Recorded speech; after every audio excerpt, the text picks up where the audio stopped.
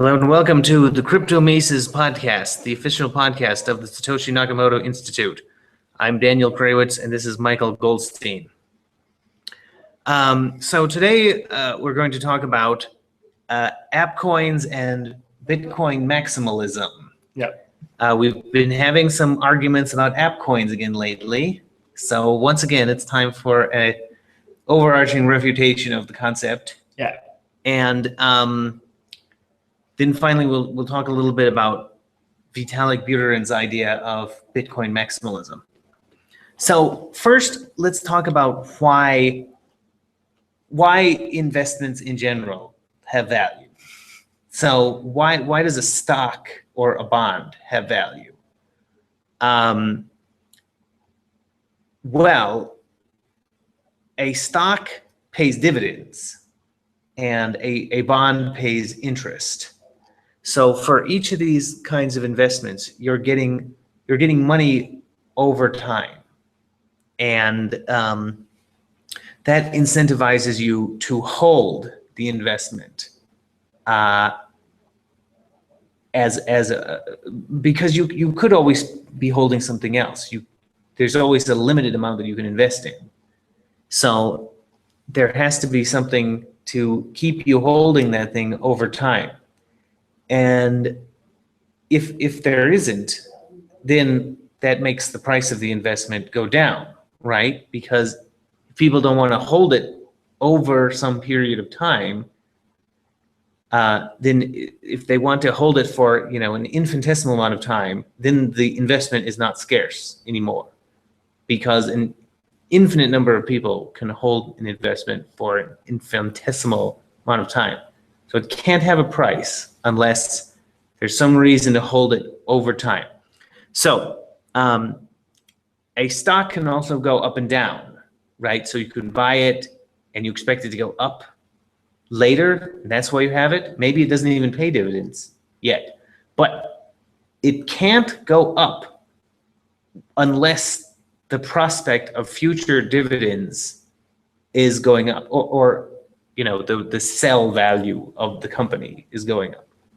So in other words, the prospect of real resources coming to you from that stock is what causes the price to change, right? If there was no possibility that the company was ever going to give a dividend or be worth anything, then its stock would not be worth anything. And the same with a bond. And of course, you can say, the dividend comes out at a specified time, once a month. So, if really all you're after is dividends, why don't you just buy it right before the dividend comes out and sell it right after? Well, if you look at the price of a dividend stock, it does kind of a sawtooth thing. The value goes up over a month to account for the dividend that's about to be paid off, and then when it's paid off, its value instantly drops down to the amount of the dividend. So even though the dividend is given out at discrete times, you're still earning that value if you just hold it for a smaller than a month period. So this is all about the scarcity of time and money too, but the investments need to be scarce over time, or else they're not scarce at all, and they need to have some reason to make you want to hold it over time. So now, money doesn't give out dividends. It doesn't give out funds. So, but people still hold it over time, right? So we need to explain why that is. Money is a little bit more abstract, but the reason you hold it over time is the fact that since everybody else is using money and lots of other people want it, if you have a stockpile of cash, you know that should some opportunity arise, you'll be ready to take hold of it. And this works best when you think about it in an investment kind of context, because when we're just talking about consumer products, I mean, you can pretty much buy anything you want at any time. But if we're talking about investments where opportunity is rare, you need to be ready for that time. So there could be a stock market crash at any time.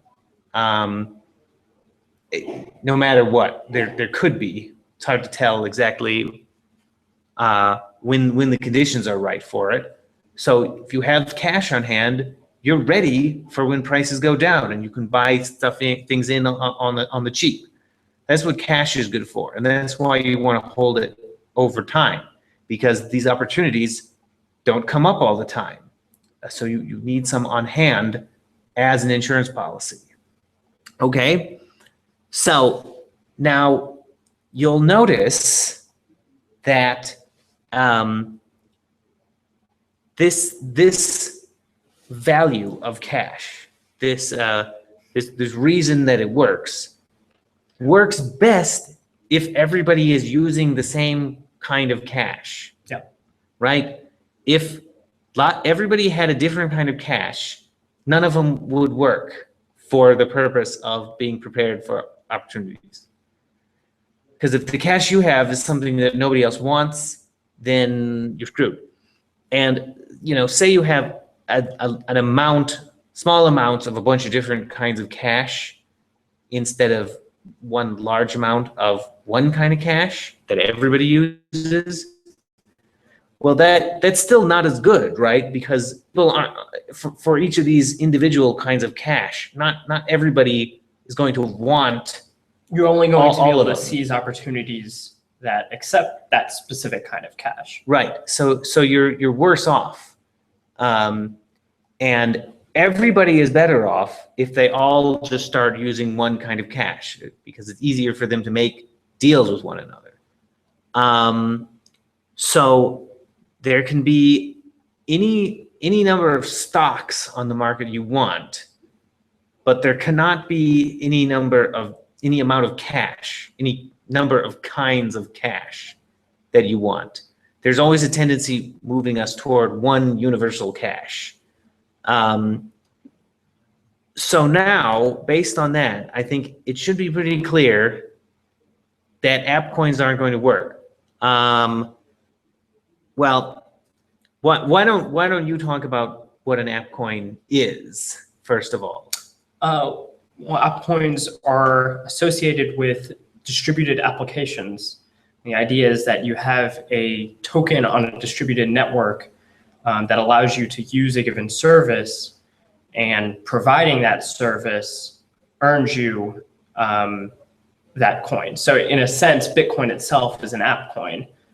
You need a Bitcoin token to be able to use the system to make a transaction. And the people who are providing security, the miners, receive Bitcoins as payment for their services, which they can then use. But when we think about what that means, it ends up being another currency. So each Appcoin is in a sense its own currency. Yeah. So if we have an Appcoin that is provided by some very valuable distributed system, something that I don't know, something that's magical. It's a distributed system that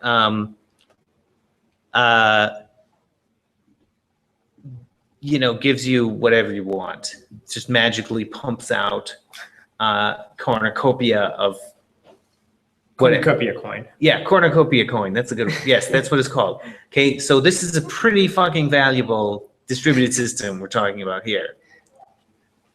The Appcoin that makes it work is still going to be worthless, regardless, unless this cornucopia coin, the cornucopia is so valuable that people just switch and only use cornucopia coin, and cornucopia coin overtook Bitcoin. Because the only possible way of explaining the value of an Appcoin is as cash. It's not a stock, because it doesn't give dividends. There's no logical reason why its price should be related to the value of the network or the services on the network, because there's no connection between owning the coin and getting some value out of the network, right? You can pay the coin and you might get something, but that's not the same thing. When you own a stock, just owning it gives you a continual advantage. And the same with holding cash. Holding cash gives you a continual advantage because it's providing random opportunities to you. So what will happen when people try to use this Appcoin is that there's an incentive to hold it for the shortest amount of time possible, because there's an opportunity cost to holding the Appcoin. You would always prefer to be holding cash rather than the Appcoin. So there will be services that come into place which help people to hold the Appcoin for very, very short times. And these times can be shorter than the block generation time of the network, assuming it runs off a blockchain. It can be shorter than that time because you can just have a front-end service that holds a bunch, and it issues IOUs to other providers of the service, and then they just what's the word? They pay each other off every hour or something. Then that lets people hold the coin effectively for fractions of a second. And as long as they can do this, as many people as you want can use the network and still drive the price down. The more efficient we make this process of holding the coin for as short a time as possible, the lower its price goes. And it sounds at that point would have been better to just use Bitcoin instead. Yeah, well, eventually the coin will become so useless that it is not, you can't actually use it to pay for the amounts required of the network because it's not liquid enough. Yeah. So eventually people would just use Bitcoin, and the Appcoin itself would be, it would be like a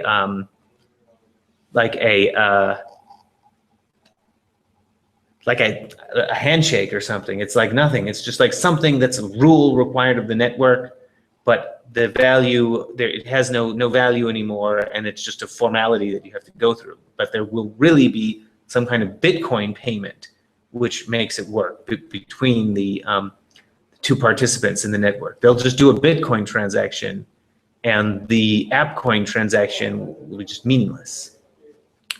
So no more Appcoins, please. Stop investing in this idea. I don't know, like it's just crazy. It's crazy, okay? Like, what are people thinking? Yeah, well, I always like to think of Appcoins as gift cards, which as soon as you try to make the claim that someone would want to hold on to it, becomes rightfully absurd. You get a gift card for, say MadeSafe. You're getting a MadeSafe coin. You can think of it like a MadeSafe gift card. You can use it to go redeem MadeSafe, given that it's even able to retain this value. Yeah. Which we're arguing it can't even do that. But you don't have a desire to hold that gift card because, like you're saying, just like you don't want to hold any gift cards. It'd be nicer to just have dollars. Yeah. Well, but it's really worse than a gift card.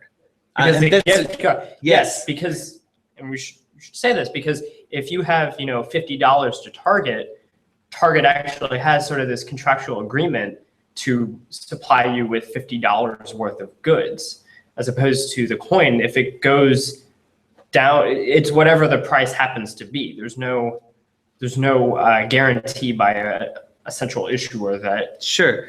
And like nobody's going to provide any guarantee in a distributed system, right? If I enter the system and it says you have to accept these tokens at a certain value, I mean, like how are they? That's one of the features of, say, Bitcoin, is the fact that like the lack of guarantees, because there's no one that's able to Yeah. make arbitrary rules. But also, there's no way that the network can force me to take the coin at a particular value, because I can always just demand a Bitcoin payment on top of it. I can say, like, so according to the rule, you know, this service is worth 6 cornucopia coins, but I will also be requiring, you know, a Bitcoin and a half on top of that. So when you send me that, and then you send me the 6 cornucopia coins, then I'll provide the service. Yeah. You know, there's no way you can force a price onto people. That's kind of like, I mean, it's kind of silly. Like, the whole point of this distributed system is that it gives people freedom, and they can do what they want and interact with the network how they want, and can be anonymous, right? You can't force behaviors on people, because they can just leave and they can just do extra stuff that you're not watching, right? Which include demanding Bitcoin payments. So it's a silly idea. Okay, so now why don't we talk about this this Bitcoin maximalism? Oh, sure. Maximalism. I guess we should say, if you want to learn more about Daniel's argument for, or rather against Appcoins, on the Nakamoto Institute blog, you wrote an article called "Appcoins Are Snake Oil." Right. Yeah, we'll be including the link below the page. Yeah. Below in the about on this video. So okay, so Vitalik came out with a blog post called which about Bitcoin maximalism. What was it called again? Something on Bitcoin maximalism. Yeah, I think that was it. Yeah. So let me just say that I sincerely hope that Vitalik is a dupe and not a scam artist himself, because I always had a lot of respect for him before he got into Ethereum, and I still recognize that he's he knows what he's talking about as far as the cryptography goes, and his articles on technical issues in Bitcoin are great, and he really does a great job explaining important but obscure issues to people, and popularizing them. And he clearly has a very deep understanding of Bitcoin, just not from an economic standpoint. And so I hope he is not the con artist. He is just he's just a dupe, because that would make me feel really bad about him. But like, Ethereum may be an amazing technological feat if it ever exists. Well, it would be it's a massive project, but like, it's just not going to work. Like, so first of all, he doesn't link to my altcoins articles or to my Appcoin article. He doesn't link to that, and he doesn't try to respond to it. Yeah, very much. I guess before you get into that, you should explain what it is he's defining as Bitcoin. Oh yeah, good point. So, well, that's the idea that Bitcoin is going to take over, right? That and also a related idea that we should help Bitcoin and we should ignore the competing altcoins. Right. And he seems to think that it's like an ethical thing, and to some extent it is, but it's really just a practical thing. Like, economically, Bitcoin is the only cryptocurrency that has a chance, and if it takes over the world, great. The rest aren't going to do anything, because of this, like we've described, if you cannot beat Bitcoin's network effect, your coin will simply not be used as an investment, something you want to hold, and because of that, its value will diminish to zero. And so it's just practical. And if you don't like Bitcoin, your attitude should be, if you can't beat them, join them. Yeah, because that's really your only option. So, but he also talks about how we make it out to be like an ethical issue. like someone who is selling Appcoins is no better than someone selling homeopathic medicine. That's why I call them snake oil in my. But from my standpoint, someone who is selling snake oil may believe that he's selling a real cure or homeopathic medicine or whatever we're talking about, but it's not. And you should know what you're doing. Like, you shouldn't go around selling fraudulent medicine, even if you think that it's okay, because you could have checked, right? You could have understood something about the scientific method and checked the studies and realized that homeopathy doesn't work and it has no logical basis either. So the same thing here, like, if you don't know anything about economics, you shouldn't, that's still not an excuse for going around and selling an investment that isn't going to work, right? Like, that's not okay. You should have learned it, okay? You should have figured out what or rather, when presented with the case against it, you should stop and think about it and update your position. Sure. I mean, it's a fine line, because there are lots of things that nobody knows. So it doesn't make any sense to say it's immoral to do something wrong if nobody knows what the right way is. It's a, it's a difficult question, but, to me, I think that somebody selling Appcoins, that he's a threat, regardless of whether he thinks he's deliberately scamming people or not, and people need to know to stay away from him. So now, okay. So one thing that Vitalik does respond to is he links to my article, "The Correct Strategy of Bitcoin Entrepreneurship." Now, of course, the stuff in that article is all justified by earlier articles, such as the ones on altcoins. So I don't explain that theory again in the Correct Strategy article. I just link to previous articles. But Vitalik writes about this as if I've just written a doctrine that I got from God told me or something, like I'm just making something up. And he says it's psychological because I've already invested in Bitcoin, so I'm coming up with all of this stuff to tell people to stay away from its competitors, right? What kind of assumption is this, that once you buy something, then you automatically think you're automatically biased towards it? Yeah. Why isn't it that? Of course, that would negate any claims he were to make about Ethereum. That's a good point. So you can just turn that around and say that because he is invested in Ethereum, we shouldn't listen to anything he says about it. But why can't it be that you select the best investment beforehand, so you're biased towards it because you develop that bias first for reasons? He doesn't seem to get that.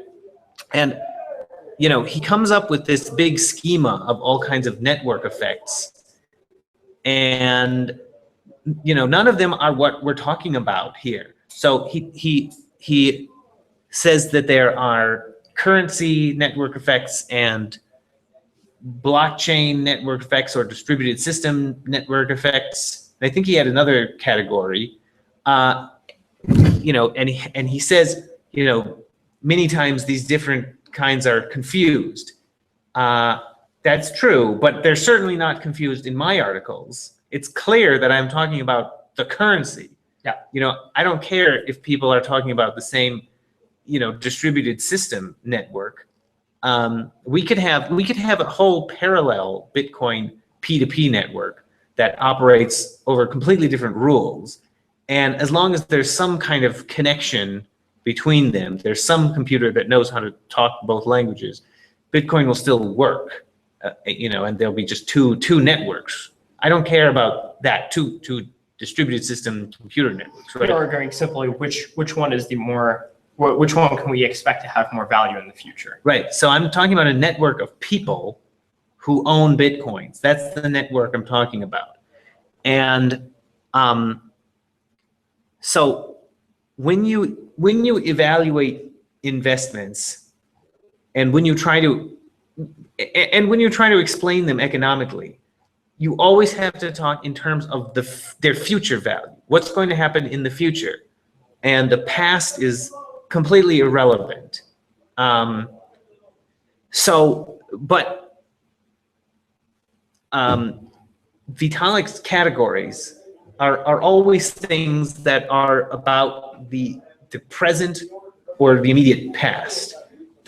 He only sees network effects in these terms. Could you give an example of like the immediate past? So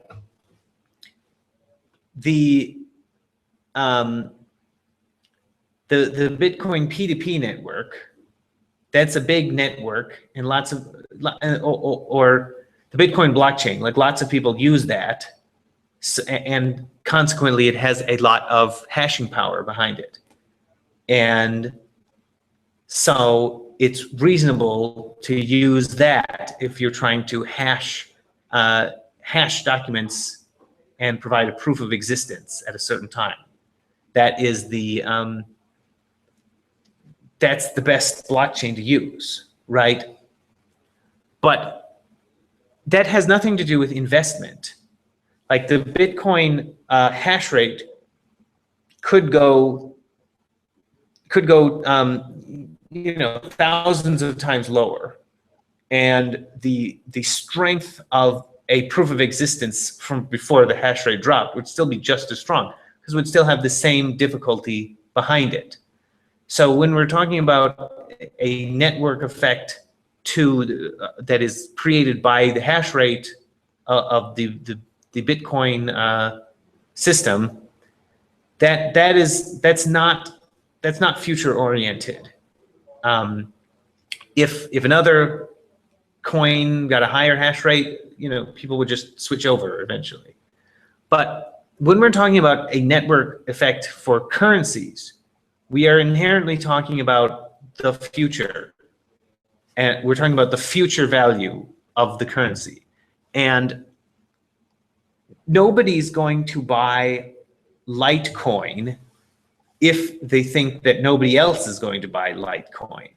Like if there is a realization that the best money is the one that everybody uses, then they're always going to go to the bigger network, or at least the one that if lots of people agree that one network has the best prospects, then everybody else is just going to agree with them, just because there's already a consensus. Yeah. Even if they like another coin better, it's still irrational to try to move to the other coin. So when we talk about Bitcoin's network effect, we're talking about providing opportunities to be liquid in the future. And the appearance of the Bitcoin market now, where there are lots of alts and there are all these supposedly promising new ideas, a lot of that is just illusion. And we can say with some confidence that these extra coins aren't going to go anywhere. It's just that not enough people are saying that yet. Well, do you have anything to add? What else do we have? Did I miss anything? In terms of the Bitcoin maximalism?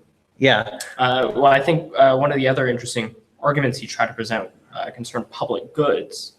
Yeah. Trying to like crowdfunding as this source of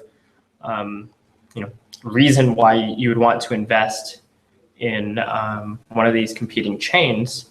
In the example, like Ethereum was able to raise $15 million or so, and that was seen as a public good.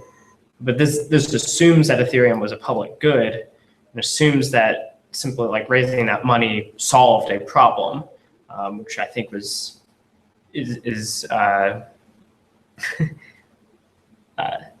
well, you talk about like psychological bias, right? It's like, oh, because we were able to raise this money, we solved a public good. Yeah, like Ethereum is automatically a public good, right?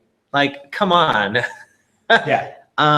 So meanwhile, Bitcoin has raised how many billions? Yeah. And it's solving a public good of providing a good money. So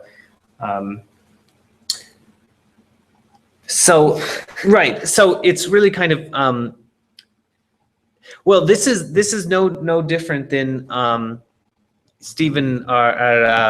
David Johnston's article, our idea that you can fund open source projects by releasing an app coin. Like, I mean, that is so ridiculous. It's like so short-sighted. Like, yeah, you're raising money by doing a pump rather than giving people a reason to invest and have these dividends or whatever it might be. And it's so bizarre because like people know that pump and dump schemes are wrong in the normal world. So like what? I mean, this is just goes back to this thing where people used to say to me like, "Oh, I just don't get Bitcoin," and I'm like, "What's not to get? It's a currency. Like what? It's exactly like the currency that you use every day. What is your problem, right?" So here we have people doing pump and dump schemes, and they somehow don't know that it's wrong, even though everybody knows that it's wrong in the real world, right? So, you release your app coin, and you make a bunch of money, but eventually people are going to figure out that doesn't work, right? Like once people start to get the idea that app coins aren't good investments, then you can't crowdfund with them anymore. The only reason it works is because people are duped. Yeah.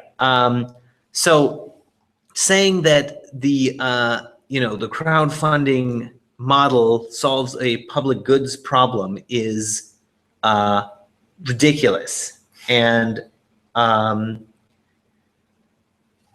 short-sighted and foolish. Yeah. And crowdfunding seems to be one of the things that the Bitcoin community wants to point to as a sort of one of many killer apps that this new technology allows. Yeah. But I think it might be safe to say that in many ways crowdfunding is overrated. Hey, I have an idea.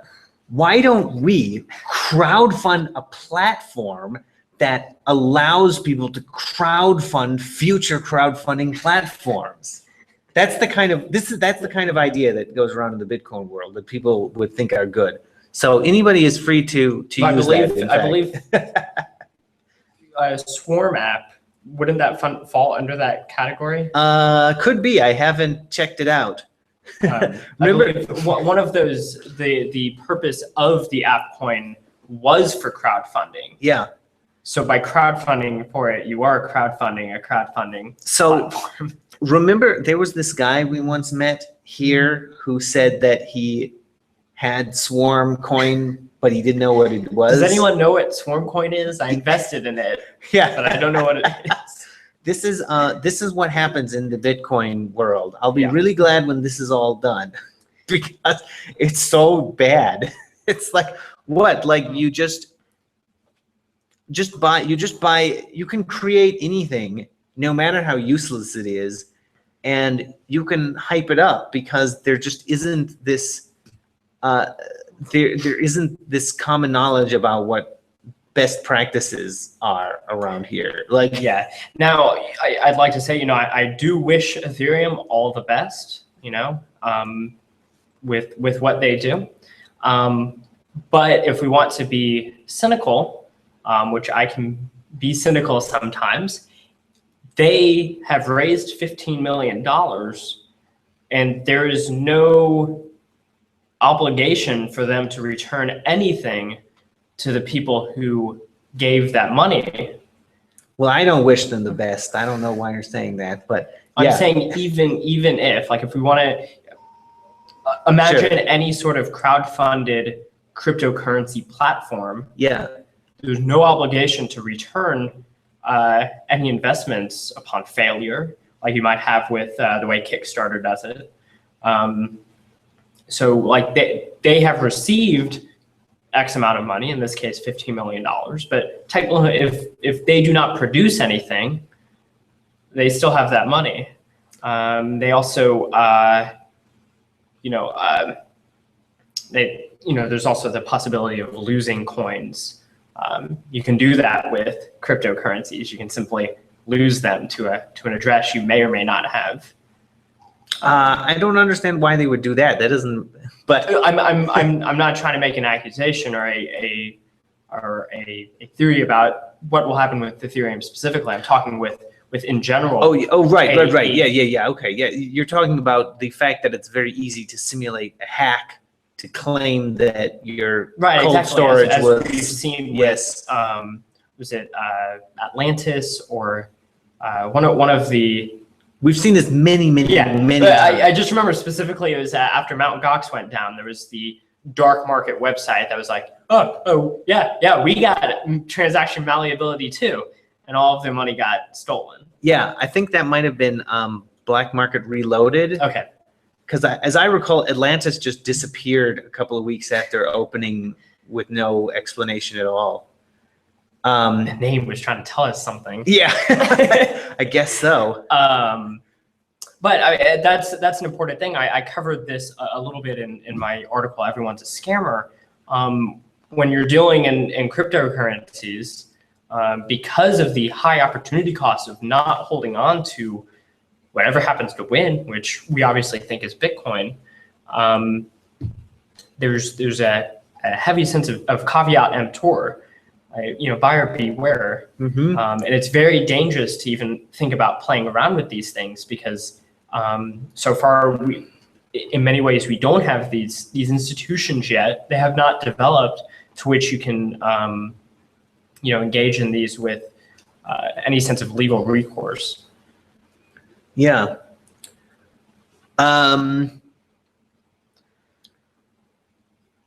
All right. Well, I think we've covered everything. So let me close by saying, Vitalik, you're welcome to come back in the Cool Kids Club once you get out of Ethereum. Satoshi Nakamoto Institute is the official sponsor of the Cool Kids Club. Right. We as long as you're not the con artist and you're just the dupe, then we'll be happy to welcome you back into the Cool Kids Club. Right.